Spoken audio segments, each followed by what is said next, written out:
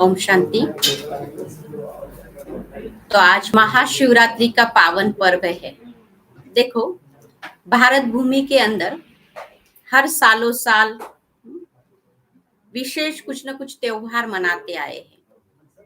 ऐसे महाशिवरात्रि ये एक आध्यात्मिक रीति से और शिव जी के मंदिर में जाकर हम पूजा आदि करना या उपवास करना, जो रस्म रिवाज करना है वो करते आए हैं। लेकिन आज तक हमने ये नहीं देखा है कि हम जो शिवरात्रि मना रहे हैं तो वो किस बात का प्रतीक है।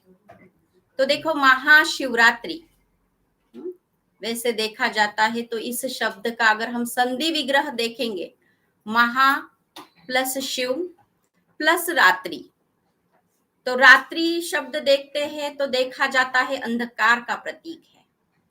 और शिव अर्थात देखो, आज हम देखते हैं भक्ति के अंदर कोई बिजनेस करने वाले भी क्या कहते हैं, शिव शिव शिव शिव कहते हैं। शिव शब्द का आध्यात्मिक अर्थ ही होता है कल्याणकारी और ज्योतिर्बिंदु स्वरूप। और महाशिव अर्थात सृष्टि की सर्वोच्च सत्ता, अर्थात निराकार परमात्मा इस सृष्टि पर आते हैं, उसका यादगार का दिवस ये महाशिवरात्रि मनाते हैं। तो जैसे देखो, कोई बच्चा जब जन्मता है, चाहे रात में हो चाहे दिन में हो, लेकिन हम क्या शब्द कहते हैं, जन्मदिन। कभी हमने ये नहीं कहा कि जन्म रात है करके, चाहे कोई बच्चा 12 बजे 2 बजे जन्मे। तो इसमें परमात्मा के अवतरण दिवस में रात्रि शब्द क्यों आता है? तो निराकार परमात्मा के लिए कहा जाता है ज्ञान सूर्य प्रगटा और अज्ञान अंधकार विनाश, अर्थात निराकार परमात्मा सृष्टि के अंतिम वे समय में कलयुग के अंधियारी रात में जब आते हैं तो मनुष्यों के बुद्धि का अंधकार खत्म करते हैं। इसलिए कहावत बनी हुई है कि जैसे कि ज्ञान सूर्य प्रगटा और अज्ञान अंधकार विनाश, माना परमात्मा इस सृष्टि पर आया है। फिर कैसे पहचाने परमात्मा आया हुआ है? तो परमात्मा कौन है, कैसा है, उसका नाम रूप क्या है, हम कौन है, कहाँ से आए हैं, हमको कहाँ जाना है, इन सभी बातों का रहस्य या सभी बातों की क्लियरिटी आपको इस संस्था के अंदर मिलेगी। लेकिन विशेष रीति से महाशिवरात्रि आज हम मनाते हैं। तो देखो, चले जाओ, जिस दिन से हमने महाशिवरात्रि मनाई, ऐसी यात्रा में जैसे देखो, शिव जी के जो मंदिर होते हैं वो गांव के बाहर होते हैं। शिव जी के जो मंदिर होते हैं ऊंचाई में होते हैं। शिव जी के जो मंदिर होते हैं ऐसे अंडर, जैसे कहते हैं कि ना नीचे झुककर जाना होता है, ऐसी जगह पर होते हैं। तो क्यों ऐसे मंदिर बनाए हुए हैं? देखो, आज हम अपने सोसाइटी के नीचे, हमारे घर के नीचे थोड़ी जगह है, थोड़ा बहुत हमको भक्ति भावना है, तो गणेश जी का मंदिर बना सकते हैं, दुर्गा जी का मंदिर बना सकते हैं, साईं बाबा जी का मंदिर बना सकते हैं। लेकिन कभी देखा है कोई बिल्डिंग के नीचे शिव जी का मंदिर है? बहुत कम, 1% या इसे कहेंगे कि कोई कोई लोग बनाते हैं। लेकिन वैसे शिव जी के मंदिर में हम देखते हैं तो जिस विधि से पूजा होती है और मंदिर जो बनाए जाते हैं उसके पीछे क्या रहस्य है? तो देखो, शिव जी का जो मंदिर होता है वो गांव के बाहर होता है। इसका अर्थ ये होता है कि परमात्मा जो है अजन्मा, अभोक्ता, अकाया, अकर्ता है। अर्थात परमात्मा जन्म मृत्यु के चक्र में नहीं आता है, उससे हमारा अस्तित्व एक अलग है। इसलिए क्या होता है, परमात्मा का यादगार शिव जी का मंदिर गांव के बाहर होता है। देखते हैं ना, गणेश जी एक व्यक्ति दिखाए गए हैं, उनकी कथाएं हम सुनते हैं। लेकिन परमात्मा अजन्मा, अभोक्ता, अकाया है, इसलिए शिव जी का मंदिर गांव के बाहर होता है। दूसरी बात, ऊंचाई पर होता है। तो कहा जाता है ऊंचा तेरा धाम, ऊंचा तेरा काम, ऊंचे ते ऊंचा भगवान। तो परमात्मा हर बात से ऊंचा है, उसके गुण, कर्तव्य, शक्तियों में, इसलिए परमात्मा का मंदिर ऊंचाई में होता है। दूसरी बात हम देखते हैं कि नीचे होता है। तो कहा जाता है परमात्मा का कोई ठाव नहीं निकाल सकता है। कहा जाता है सागर की स्याही करो, जंगल का कलम बनाओ, धरती का कागज बनाओ, और विद्या की देवी ये महिमा लिखने बैठे तो भी कम पड़ जाएगी। इतनी परमात्मा की अनंत शक्तियां है, अनंत गुण है। इसलिए उसको एक डीप जब हम अभ्यास करते हैं तभी उसको प्राप्त कर सकते हैं। इतना अनगिनत है। उसकी महिमा भी सागर के प्रमाण है। इसलिए शिव जी का जो मंदिर होता है ऐसे एकदम अंडर नीचे झुककर जाना पड़ता है, एकदम डीप से। दूसरी बात होती है कि शिव जी का मंदिर होता है नदी के साथ होता है और शमशान के आसपास होते हैं। जैसे कोई व्यक्ति इस जीवन की यात्रा से चला भी जाता है ना, तो क्या कहते हैं, भगवान के पास चला गया। कहां से आया था? भगवान के घर से आया था। अर्थात एक ना एक दिन हमको इस दुनिया से जब जाना है, तो कहाँ जाना है? परमात्मा के पास जाना है। तो जहां से हम आए हैं वहां हमको जाना है। तो परमात्मा का अस्तित्व हमसे अलग है, इसलिए शिव जी के मंदिर के आसपास शमशान होता है। दूसरी बात कही जाती है कि शिव जी के मंदिर के साथ हम देखते हैं कि नदी होती है। तो निराकार परमात्मा जब इस सृष्टि पर आते हैं तो सदा ज्ञान देने का कार्य करते हैं। एक बहता हुआ जैसे नॉन स्टॉप ज्ञान देता है। तो इसलिए वो नदी के साथ शिवलिंग या शिव जी का मंदिर दिखाया जाता है। दूसरी बात कही जाती है, अभी फिर से विजुलाइज कीजिए या फिर से ऑब्जर्व कीजिए। जब हम मंदिर में गए थे या मंदिर में जब जाते हैं तो शुरुआत में पहले हम क्या करते हैं? शुरुआत में पहले एंट्री करते हैं तो उस समय हम क्या करते हैं? नंदी जी का दर्शन लेते हैं। अभी देखो नंदी जी का दर्शन क्यों लिया जाता है? नंदी बैल तो कहा जाता है वो मेहनती माना जाता है, और नंदीगण के लिए कहा जाता है, महाराष्ट्र में खास रीते कहा जाता है, कोई भी बात पूछनी होती है तो नंदी जी को पूछते हैं तो वो तुरंत अपनी गर्दन हिला देते हैं और हाजी कहते हैं। तो ऐसे नंदी जी की विशेष मान्यता या विशेष बात कही जाती, वो मेहनती और इस साथ ही साथ कैसा है? हर बात में हाजी। तो निराकार परमात्मा जिसको हम सृष्टि की सर्वोच्च सत्ता कहते हैं, अजन्मा, अभोक्ता, अकाया, अकर्ता है परमात्मा, एक शक्ति है। तो परमात्मा इस सृष्टि का कर्तव्य कैसे करते हैं? ब्रह्मा जी के शरीर के आधार पर करते हैं। तो ब्रह्मा जी के शरीर में परमात्मा का अवतरण होता है। इसलिए देखो, आप ऑब्जर्व करो, शिव जी के मंदिर में हम जाते हैं तो नंदीगण के सिंग के ऊपर ऐसे हाथ रखते वहां से एग्जैक्ट शिवलिंग देखते हैं। अर्थात निराकार परमात्मा ब्रह्मा जी के भ्रुकुटी में अवतरित होते हैं और ब्रह्मा जी द्वारा ही हमको शिव जी की पहचान मिलती है, क्योंकि परमात्मा को अपना खुद का शरीर नहीं है। तो परमात्मा ना कोई साकार माध्यम का या कोई ना कोई शरीर का आधार तो लेंगे। इसलिए परमात्मा ने जिस साकार माध्यम का या परमात्मा ने जिस मुख का आधार लिया उनका नाम रखा प्रजापिता ब्रह्मा। इसलिए शास्त्रों में गायन है कि ब्रह्मा के संकल्प से सृष्टि की रचना होती है। अर्थात निराकार परमात्मा ने इस सृष्टि परिवर्तन के कार्य के लिए इन ब्रह्मा जी को चुना और इन्होंने अपने प्रैक्टिकल जीवन में इतना मेहनत अर्थात इतना पुरुषार्थ किया, इतना भक्ति किया परमात्मा को पाने के लिए, और इतना परमात्मा मिलने के बाद हर बात में हाजी। इसलिए वो नंदी जी को ऐसे गर्दन हिलाया हुआ दिखाया देता है। दूसरी बात है कि हमने नंदी जी के देखा, दर्शन ले लिया, हमने मंदिर में आगे एंट्री किया। करो, एक विजुअलाइजेशन करो, क्या करते हैं? घंटा बजाया जाता है। क्यों करते हैं घंटा बजाना का विधि? कई लोगों को मैंने हम जब सुना क्यों घंटा बजाया जाता है तो बहुत हंसी की बात है। लोग कहते हैं कि भगवान को पता होना चाहिए कि मैं आया हुआ हूं। अभी देखो, परमात्मा एक जागृत ज्योति है, एक यूनिवर्सल पावर है। तो परमात्मा को तो पता है हम आए हैं, लेकिन हम आत्माओं को या हम मनुष्य आत्माओं को ये ज्ञान नहीं कि हम एक आत्मा है। अब कुछ समय के लिए हम परमात्मा के पास आए हैं और हमको उससे मन बुद्धि से संवाद करना है या उनसे बातें करनी है। हमारी बात परमात्मा ने सुननी चाहिए या हम आए हैं कुछ सुनाने के लिए। तो परमात्मा को जागृत करने के लिए घंटा नहीं बजाई जाती है, हमारी जागरूकता के लिए कि हे आत्मन, अभी कुछ समय के लिए अपना मन बुद्धि एकाग्र करो। हे आत्मन, मन बुद्धि से, संकल्पों से परमात्मा के साथ संवाद करो। लेकिन क्या हम जिस विचार से जाते उस विचार से बाहर ही आते हैं ना। जाते समय भी हमारे विचार में वही ऑफिस, वही दुनियादारी के चक्कर या वही घर का टेंशन होता है। एज अ फॉर्मेलिटी कल हम मंदिर में जाते हैं, कहाँ हमारी मन बुद्धि एकाग्र होती है? अपने आप को पूछिए। देखो, तो ये हमारी जागरूकता के लिए ये घंटा बजाया जाता है। दूसरी बात, हम क्या करते हैं? शिवलिंग की पूजा करते हैं। ऐसे तो बहुत सारी बातें करते हैं, उसमें दूध चढ़ाते, दही चढ़ाते, हर एक अपनी भावना के अनुसार।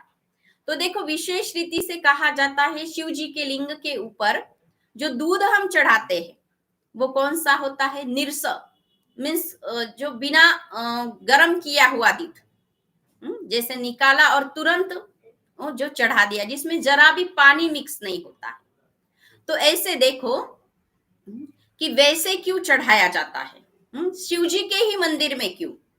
तो परमात्मा जो है एवर प्योर है, परफेक्ट है। परमात्मा के ऊपर जब हम अपनी भावनाएं अर्पित करते हैं तो वो कैसी होनी चाहिए? शुद्ध, पवित्र, उसमें कोई भी मिक्सचरिटी नहीं होनी चाहिए। आज हम व्यक्तियों के साथ जब व्यवहार करते हैं ना, तो मुझे कुछ मिले या मेरा ये काम होना चाहिए, लेकिन परमात्मा के ऊपर आप शुद्ध पवित्र भावनाएं ही अर्पित कर सकते, तभी आपको उसका रिटर्न मिल जाएगा। भगवान मेरा ये काम करो तो मैं ये फूल चढ़ा दूं या मैं इतना नारियल चढ़ा दूं, नहीं। भगवान सिर्फ भावनाओं का, सच्ची भावनाओं का भूखा है। वो ओरिजिनल क्या चढ़ाया जाता है? वो दूध चढ़ाया जाता है। दूसरी बात, जैसे देखो हम त्रिपुंड लगाते और उसमें बीच में बिंदी होती है, तो क्यों ऐसे बनाया हुआ है? देखो, तो जैसे त्रिपुंड के बीच में बिंदी लगाना, अर्थात निराकार परमात्मा जब इस सृष्टि पर आते हैं तो हम मनुष्य आत्माओं को सृष्टि के आदि, मध्य और अंत का ज्ञान देते हैं, इसलिए त्रिपुंड के बीच में बिंदी लगाई जाती है। दूसरी बात है, तो बिंदी किस बात का प्रतीक है? अर्थात परमात्मा एक अखंड ज्योति या एक पॉइंट ऑफ लाइट एनर्जी है, एक शक्ति है, इसलिए बिंदी के रीति से उनका वो बीच में, त्रिपुंड के बीच में बिंदी दिखाई देती है। अर्थात परमात्मा को अपना खुद का शरीर नहीं ना, ऐसा मोटा पतला ऐसा कुछ नहीं है। परमात्मा एक शक्ति है, इसलिए वो शक्ति का या एक बिंदी का प्रतीक, वो पॉइंट ऑफ लाइट एनर्जी का प्रतीक, वो त्रिपुंड के बीच में बिंदी दिखाई जाती है। दूसरी बात है, जैसे देखो शिव जी के मंदिर में हम देखते हैं कि बेलपत्र चढ़ाते हैं, और बेलपत्र भी जो होता है ना वो 3 पत्ते का होता है। तो देखो, कितना भी हमारे पास टोकरी भर के क्यों ना हो बेलपत्र हो, लेकिन हम 3 पत्ते का ही चढ़ाते हैं। क्यों? चलो बहुत पैसे वाला व्यक्ति एक टोकरी भर के चढ़ा दो, एक ट्रक चढ़ा दो, नहीं, उसको ही क्यों रिस्पेक्ट है? 3 पत्ते का ही क्यों होता है? तो 3 पत्ते का जो बेलपत्र होता है उसका रंग हरा होता है। तो ग्रीन, हरा रंग जो होता है संपन्नता या भरपूरता का प्रतीक होता है। तो जैसे देखा जाता है कि शिव जी के मंदिर में हम जब ये तीनों बातें अर्पित करते हैं तो हमारे जीवन में सुख, शांति और संपत्ति आती है। जैसे किसी के जीवन में सब कुछ होता है तो क्या कहते हैं? इसका जीवन जैसे हरियाली के जैसा है, माना भरपूर है। और किसी के जीवन में अगर दुख होता है तो कहते हैं इसका जीवन तो जैसे कांटों का जंगल है, अर्थात दुख है। तो हरा रंग संपन्नता का प्रतीक है। तो हे ईश्वर, ये तन भी तेरा, ये मन भी तेरा और ये धन भी तेरा। तो ये तीनों बातें क्या करना है हमको? परमात्मा के ऊपर बुद्धि से समर्पित करना है। ऐसे नहीं कि चलो हमने वहां ही बैठ गए, चलो हमने भगवान का ही नामस्मरण करना है, सब कर्म छोड़ देना है, या जो कुछ भी धन है वहां लाकर रखना है, ये नहीं है। लेकिन आज जैसे मराठी में एक कहावत कही जाती है, माझं माझं भ्रांतीचं ओझं। तो जो मेरा मेरा है वो सब कुछ छोड़ दो और परमात्मा के ऊपर मन बुद्धि से समर्पित हो जाओ। हे ईश्वर, ये तन तेरा, ये मन तेरा, ये धन तेरा, तब रिस्पॉन्सिबल वो हो जाएगा। सोचो ना, जब हम छोटे थे, हम्म, तब सब रिस्पॉन्सिबिलिटी माँ बाप को दे देते, पता ही नहीं था दुनिया का बातें। ऐसे परमात्मा के साथ सामने आप बच्चे बन जाओ और सब कुछ जिम्मेवारी उनको दे दो। इसका मतलब ये नहीं कि हमने कुछ भी किया और भगवान देख लेगा, नहीं। ईश्वर को मन बुद्धि से समर्पित होना, लेकिन ये तन तेरा, ये मन तेरा और ये धन भी तेरा, ये बुद्धि से अर्पित करने की बात है। तो देखो, रिस्पॉन्सिबल हो जाएगा और हमारे जीवन के अंदर सच्ची सुख, शांति और संपत्ति आ जाएगी। दूसरी बात है कि शिव जी के लिंग के ऊपर धतूरे का फूल चढ़ाते हैं। तो धतूरे का जो फूल होता है वो विषैला माना जाता है, और उस वृक्ष के आसपास सर्प का निवास होता है, और सर्प जहरीला प्राणी माना जाता है। और कहा जाता है सर्प का एक डंस या एक थोड़ा भी अगर व्यक्ति को काट लिया जाए, थोड़ा भी, तो 5 फुट 6 फुट का व्यक्ति मृत्यु हो सकता है, उसका जीवन खत्म हो सकता है। तो ऐसे देखो ना, आज हमारे जीवन में कौन सी ऐसी बातें हैं जो बहुत जहरीली बन गई है, जो दुखी बन गई है, या हमको दुखी बना रही है, या दूसरों को हम उसके कारण दुख दे रहे हैं। जैसे किसी को दुख देना, झूठ बोलना, ईर्ष्या करना, या ऐसे छोटे छोटे जो अवगुण या निगेटिविटियां है। व्यक्ति को कहा ही जाता है कि वो गुण और अवगुणों से बना हुआ पुतला है।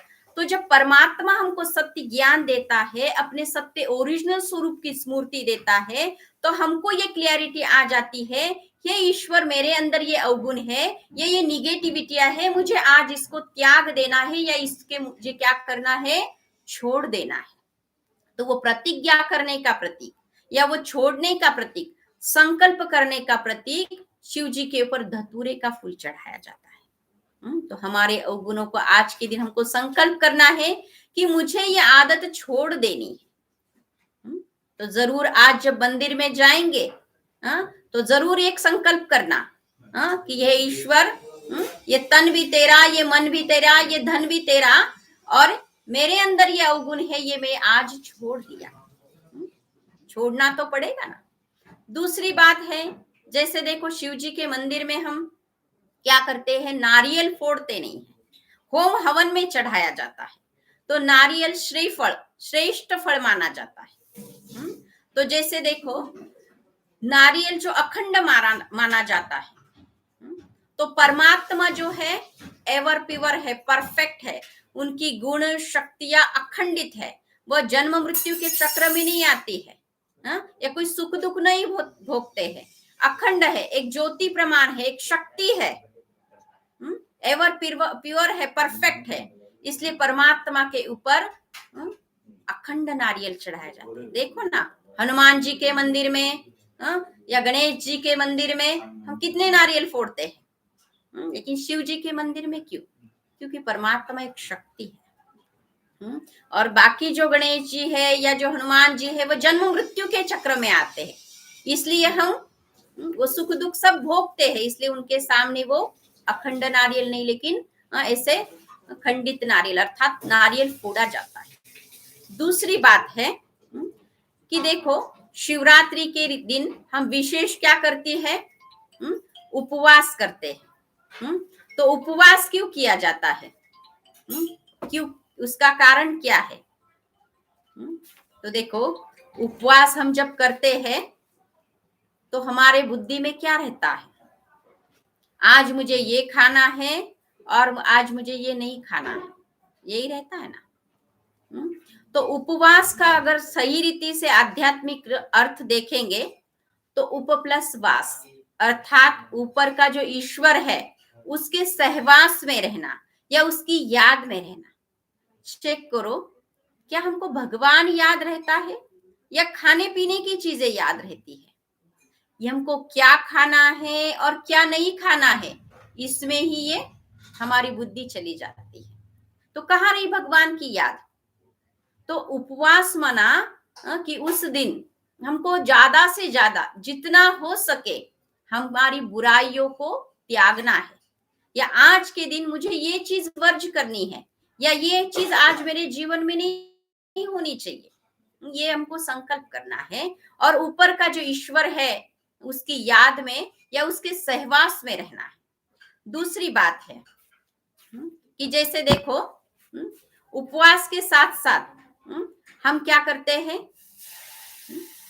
कोई शायद बहुत कम मेंबर्स करते हैं कि भांग भी पीते हैं।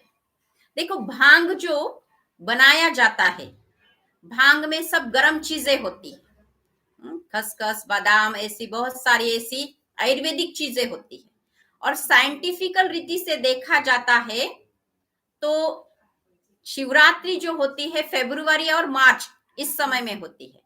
तो उस समय से हमारे बॉडी का टेम्परेचर कैसा होता है, कोल्ड से हीट में ट्रांसफर होता है। तो साइंटिफिकल रीति से हमारी बॉडी मेंटेन करने के लिए वो एक आयुर्वेदिक रीति से वो पिया जाता है। और दूसरी बातें ऐसी कही जाती है कि वो जो चीज बनाते हैं भांग, तो वो बहुत ही ऐसे घोट घोट कर बनाई जाती है। तो जितना वो पिएंगे उतना उसका नशा चढ़ता है, ऐसे कहा जाता है। तो ऐसे कहा जाता है परमात्मा इस सृष्टि पर आता है। जब परमात्मा सृष्टि पर आने के बाद हमको जो ज्ञान गुण शक्तियां जो भी प्राप्ति कराता है, तो उसका नशा और उसकी शक्ति, उसका जो अनुभव है, जितना हम करेंगे उतना हमको मिलेगा। जैसे वो चीजें जितना रगड़ेंगे उतने ही उसका नशा चढ़ जाता है, ऐसे कहा जाता है। तो परमात्मा का ज्ञान का चिंतन, उनकी गुण शक्तियां, ये सब बातें जब हम करते हैं तो उसका अनुभव और उसका नशा, उसकी खुशी, जैसे देखो ना किसी व्यक्ति को बहुत जीवन में खुशी आती है तो हम क्या कहते हैं, कौन सा नशा चढ़ गया इसको। अर्थात परमात्मा मिला है, ये खुशी शक्ति, ये नशा हमको स्थायी रहना चाहिए, ना कि स्थूल नशा हमको कुछ पीना आदि की बात है। ये आंतरिक खुशी शक्ति, उसका वो नशा माना जाता है।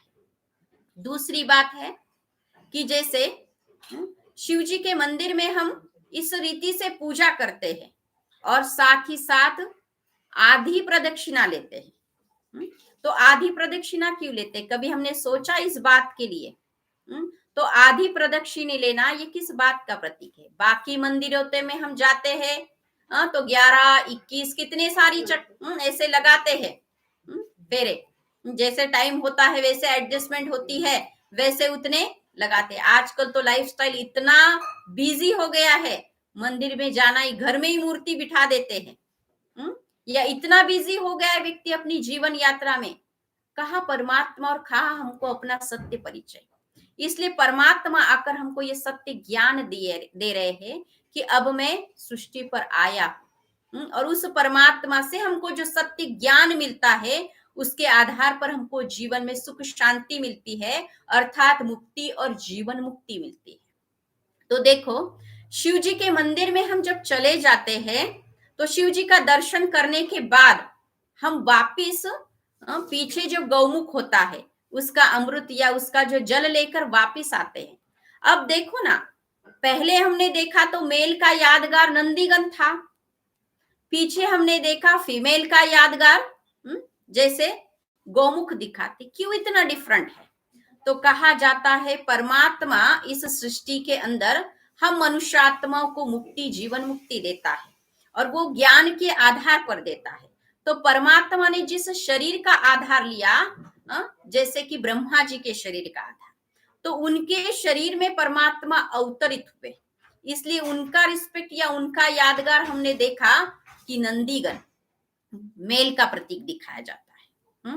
और परमात्मा ने ये सारे इस कार्य या इस सृष्टि का परिवर्तन करने के लिए जिनको ज्ञान कलश दिया या जिनको निमित्त रखा, वो है माताएं, बहनें या कन्याएं। तो उनके सिर पर कलश रखा। तो देखो पीछे जो है वो कहा जाता है उस गौमुख का जल या अमृत लेकर हम वापिस आते हैं। अर्थात कहा जाता है आत्मा के अंदर कर्म करने के संस्कार इतने पक्के भरे हुए हैं जो आत्मा फिर से सृष्टि पर आकर पाठ बजाती है और मुक्ति और जीवन मुक्ति देती है। अर्थात मुक्ति और जीवन मुक्ति कौन देते हैं? परमात्मा देते हैं हमको। यह हम मनुष्य आत्माओं को इस ज्ञान के आधार पर मुक्ति जीवन मुक्ति मिल जाती है। इसलिए मुक्ति अर्थात वापिस पीछे जाना और जीवन मुक्ति अर्थात आधी प्रदक्षिणा, रिटर्न पीछे आना, इसलिए वो आधी प्रदक्षिणा ली जाती है। आज व्यक्ति के जीवन में इतना दुख शांति है, तो थोड़ी सी बात हो जाती है तो व्यक्ति सुसाइड कर लेता है, जहर पी लेता है या कुछ भी करता है कि मैं इस जीवन से छूट जाऊं। लेकिन ऐसे हो नहीं सकता है।